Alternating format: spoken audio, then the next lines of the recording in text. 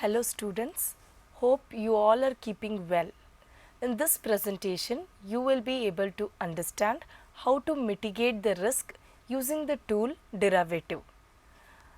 Risk is an inevitable element in any kind of investment.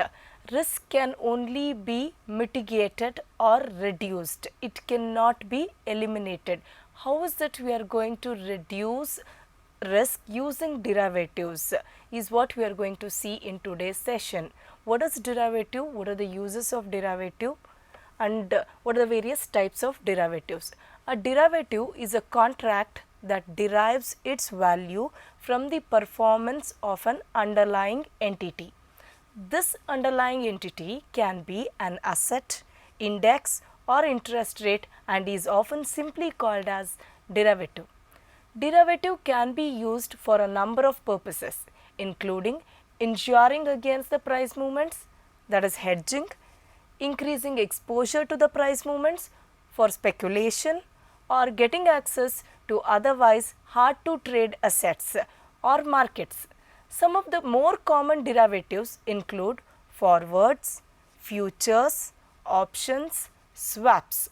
Most derivatives are traded over the counter, or it can be traded in Bombay Stock Exchange, NSE or Nasdaq. Derivatives are one of the three main categories of financial instruments. The other two being stocks, that is equity or shares, and debt, that is bonds and mortgages. Now let us see the uses of derivatives. Derivatives are used for the following: hedge or mitigate risk in the underlying by entering into a contract, derivative contract whose value moves in the opposite direction to their underlying position and cancel a part or all of it. Create option ability where the value of the derivative is linked to a specific condition or event. Example, the underlying reaching a specific price level. Obtain exposure to the underlying where it is not possible to trade in the underlying. Example, weather derivatives. Provide leverage or gearing such that a small movement in the underlying value can cause a large difference in the value of derivative. Speculate and make a profit if the value of the underlying asset moves the way they expect. Example, moves in a given direction, stays in or out of a specified range, reaches a certain level. Switch asset allocations between different asset classes without disturbing the underlying asset as a part of transition management.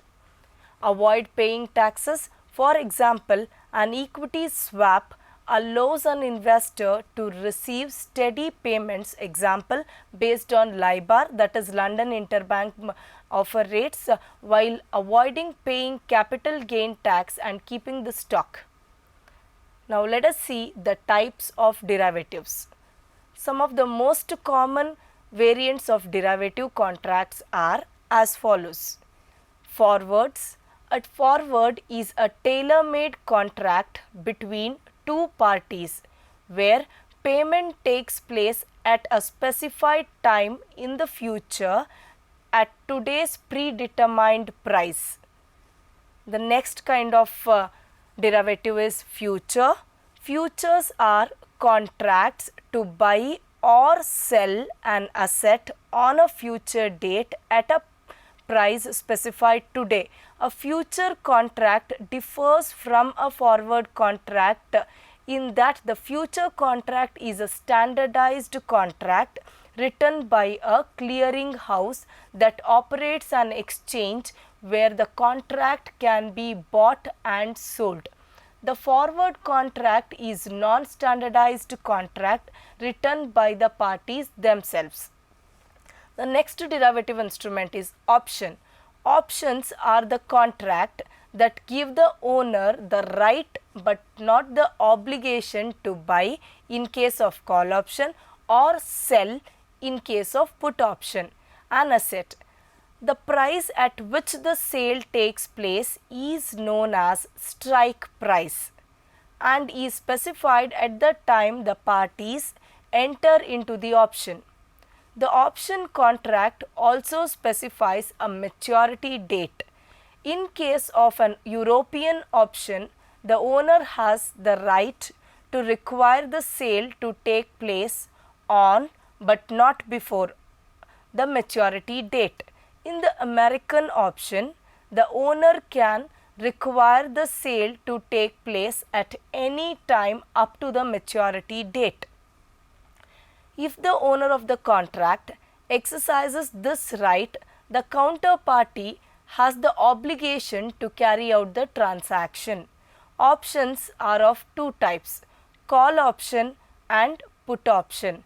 The buyer of the call option has a right to buy a certain quantity of underlying asset at a specified price on or before a given date in the future, but he has no obligation to carry out this right.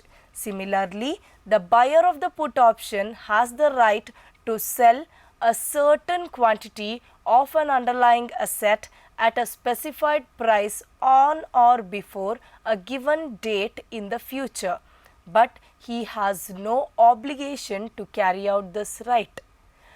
The next kind of options are binary options. Binary options are the contracts that provide the owner with an all or nothing profit profile. The next kind of derivatives are warrants. Warrants, apart from the commonly used short dated options which have maximum period of 1 year, there exist certain long dated options as well known as warrants. These are generally traded over the counter. Swaps. The next derivative instruments are swaps. Swaps are the contracts to exchange cash flows on or before a specified future date based on the underlying value of currencies, rates, bonds, interest rates, commodity exchanges, stocks or other assets. Another term which is commonly associated with swap is swaption, a term for what is basically an option on the forward swap. Similarly, to call and put options, swaptions are of two kinds, receiver and payer. In case of the receiver swaption, there is an option wherein one can receive fixed and pay floating. In case of payer swaption, one has the option to pay fixed and receive floating. Swaps can basically be categorized into two types. Interest rate swaps. These basically necessitate swapping only interest associated cash flows in the same currency between two parties.